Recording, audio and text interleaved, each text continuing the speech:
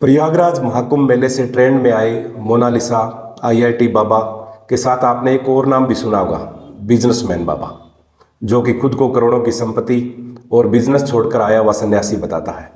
असल में यह कोई बिजनेसमैन नहीं बल्कि एक एमएलएम कंपनी चलाने वाला राधे श्याम है, जो आगे 3 सदस्य जोड़ने वाली ठगी की पोंजी स्कीम चलाता था।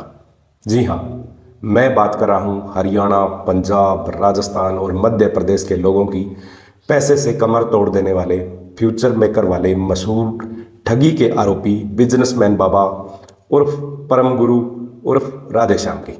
हरियाणा के हिसार, फतेहाबाद और सिरसा जिले के आम आदमी, किसान और गरीबों के लिए किसी डरावनी सपने से कम नहीं है राधे श्याम। लोगों को बड़े सपने दिखाकर उनका पैसा ठगने के आरोप में लगभग 5 साल जेल में सजा काटने के बाद अभी जमानत पर बाहर है और फतेहाबाद कोर्ट में इसका ट्रायल चल रहा है। क्योंकि यह व्यक्ति अपने इलाके में अपनी सामाजिकता खो चुका है, इसलिए गुमनाम आश्रम बनाकर यह सोशल मीडिया पर भागवत गीता का प्रवचन देता है। लेकिन इसकी असली हकीकत, जो कि सार्वजनिक है और फतेहाबाद सिरसा इलाके में लोग भली भांति जानते हैं, उसी हकीकत को आज मैं आपके सामने रखने का प्रयास करूंगा। एक वीडियो में सारी जानकारी देने में वीडियो बहुत लंबी हो जाएगी, तो एक वीडियो सीरीज के माध्यम से इस राधेश्याम की असलियत आपको मैं बताऊंगा।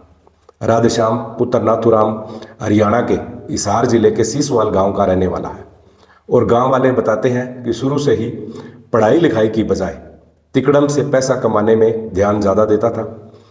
इसी ने multi level marketing company RCM में कई साल काम किया। फिर जब वो कंपनी बंद हो गई तो राधे श्याम और इसके एक साथी ने मिलकर फ्यूचर मेकर कंपनी बनाई और कुछ ही महीने में पैसा दुगना करने का वादा करने वाली एक पोंजी स्कीम चलाई। आपको बता दूं कि इस तरीके की पोंजी स्कीम चलाना section 4, 5, 6 prize chits and money circulation scheme act 1978 के तहत अपराध है। लेकिन इन लोगों ने बड़े ही शातिर तरीके से इस स्कीम को एक प्रोडक्ट बेस बताकर लोगों को बेवकूफ़ बनाया और कई सालों तक तो प्रोडक्ट के नाम पर सरकार को टैक्स भी दिया।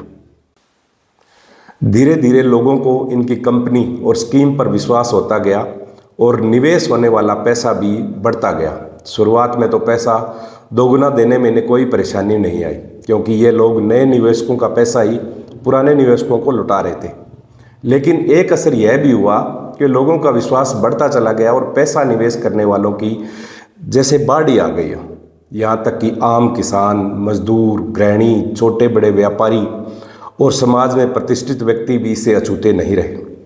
वो लोग जिनके पास जमा पूंजी थी और उन्होंने तो निवेश किया ही, वो लोग जो कर्ज में डूबे हुए थे, उनको भी लगा कि अगर थोड़े समय में पैसा तिगुना हो जाता है तो कर्ज से छुटकारा मिल जाएगा। यह कंपनी खुद को प्रोडक्ट बेस बताती थी, लेकिन असलियत में प्रोडक्ट से अब ना इनकी तथाकथित कंपनी को लेना देना था और ना ही निवेशकों को। अगस्त 2018 में फतेहाबाद थाने में किसी व्यक्ति ने शिकायत दी कि यह कंपनी लोगों को गुमराह करके पैसे ठग रही है और इस शिकायत की जांच अभी चल ही रही थी कि तेलंगाना की साइबराबाद पुलिस की टीम ने वहां के पुलिस कमिश्नर वीसी सजनार के निर्देश में हिसार में रेड स्क्वायर मार्केट और गुड़गांव के दफ्तर पर छापा मारकर ऑफिस सील कर दिया और कुल 7 लोगों को गिरफ्तार किया। इसके बाद फतेहाबाद पुलिस ने भी सदर थाने में एफआईआर नंबर 358 दिनांक 8/9/2018 अंडर सेक्शन 406, 420, 467, 468, 471, 120B, 34 आईपीसी की कार्रवाई करते हुए कुल 17 लोगों के विरुद्ध केस दर्ज किया और आरोप पत्र दाखिल किया। लेकिन हरियाणा में तो जैसे भूचाल ही आ गया हो। लोगों का 3000 करोड़ के करीब रुपया एकदम से डूब गया।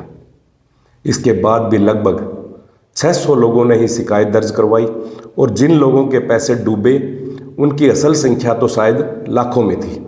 लेकिन कानूनी दांव-पेच और लोगलाज के कारण लोग फिर भी सामने नहीं आए। लोग सदमे में थे। किसी ने गहने बेचकर पैसे लगाए थे तो किसी ने ज़मीन बेचकर, किसी ने उधार लिया हुआ था तो किसी के पास सारी उम्र की जमा रकम थी। इसके अलावा लोगों के आपसी संबंध भी खराब हुए। सम्मानित कहे जाने वाले लोगों की इज्जत खराब हुई।